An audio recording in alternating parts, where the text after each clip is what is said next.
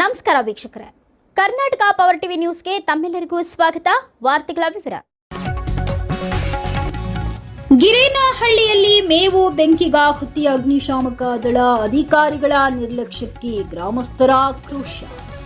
ರಜೆ ನೆಪ ಹೇಳಿ ಸ್ಥಳಕ್ಕೆ ಬಾರದ ಅಧಿಕಾರಿಗಳು. ವಾರ್ತೆಗಳ ಮುಖ್ಯಾಂಶಗಳು. ಸಂಡೂರು ತಾಲೂಕಿನ ಚೋರ್ನೂರು ಹೋಬಳಿ ವ್ಯಾಪ್ತಿಯ ನಡಗುರ್ತಿ ಗ್ರಾಮ ಪಂಚಾಯಿತಿಗೆ ಸೇರಿದ ಗಿರೇನಹಳ್ಳಿ ಗ್ರಾಮದಲ್ಲಿ ಇಂದು ಮಧ್ಯಾಹ್ನ ಭಾರೀ ಅಗ್ನಿ ಅವಘಡ ಸಂಭವಿಸಿದೆ. ಗ್ರಾಮದ ರೈತರಾದ ಗೋವಿಂದಪ್ಪ ಮತ್ತು ಓಬಳೇಶ್ ಅವರಿಗೆ ಸೇರಿದ ಕಣದಲ್ಲಿ ಸಂಗ್ರಹಿಸಲಾಗಿದ್ದ ಮೇವಿಗೆ ಆಕಸ್ಮಿಕವಾಗಿ ಬೆಂಕಿ ಬಿದ್ದು ಸಂಪೂರ್ಣವಾಗಿ ಸುಟ್ಟು ಕರಕಲಾಗಿದೆ. ಘಟನೆ ಸಂಭವಿಸಿದ ಕೂಡಲೇ ಅಗ್ನಿಶಾಮಕ ದಳಕ್ಕೆ ಮಾಹಿತಿ ನೀಡಲಾಗಿದ್ದು, ಅಗ್ನಿಶಾಮಕ ದಳದ ವಾಹನ ಸ್ಥಳಕ್ಕೆ ಆಗಮಿಸಿದರೂ ಸುಟ್ಟಿರುವ ಜಾಗಕ್ಕೆ ಹೋಗಲು ಸಾಧ್ಯವಿಲ್ಲ ಎಂಬ ಕಾರಣ ಹೇಳಿ ಪರಿಣಾಮಕಾರಿಯಾಗಿ ಬೆಂಕಿ ನಂದಿಸುವ ಕಾರ್ಯಕ್ಕೆ ಮುಂದಾಗಲಿಲ್ಲ ಎಂಬ ಆರೋಪಗಳು ಕೇಳಿ ಬಂದಿವೆ.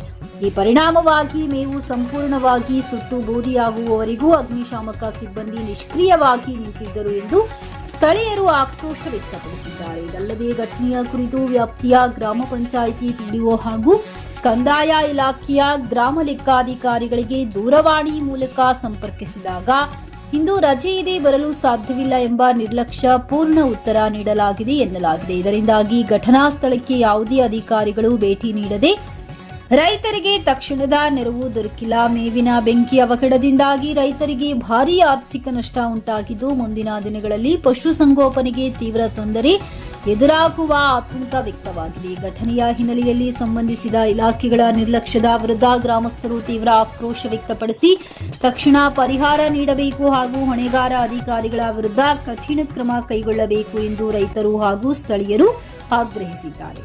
ವರದಿಗಾರರು ಮೊಹಮ್ಮದ್ ರಫಿ, ಬಳ್ಳಾರಿ ಜಿಲ್ಲೆ.